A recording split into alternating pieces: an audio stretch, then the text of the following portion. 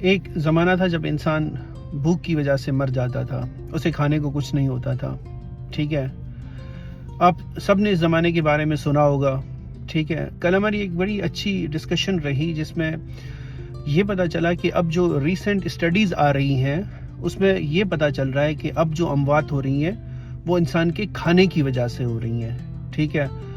چونکہ جو ہمارے فوڈس کا جو ہمارا بیہیویئر ہے، جس طرح کا ہم کھانا کھا رہے ہوتے ہیں اور جس طرح کی کھانے کی کوالٹی ہوتی ہے، میرا ہرگز میں اس میں نہیں جا رہا کہ کھانے کی کوالٹی گندی ہوتی ہے یا وہ اتنی اپرووڈ کوالٹی نہیں ہوتی ہے، ہرگز نہیں.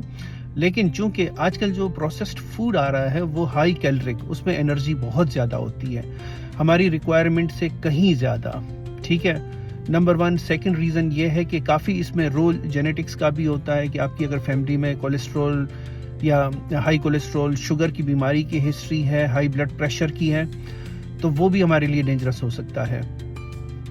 اچھا جی، پھر امپورٹنٹ بات یہ ہے کہ رمضان مبارک کی اگر ہم بات کریں تو رمضان کی جو فلسفی یا وزڈم کے پرسپیکٹو سے دیکھا جائے تو رمضان ہمیں ایک طرح کا کنٹرول سکھاتا ہے کہ کیسے آپ نے اپنی خواہشات پر، صرف کھانے کی خواہشات نہیں، بہت ساری اور بھی خواہشات پر آپ نے کیسے کنٹرول رکھنا ہے.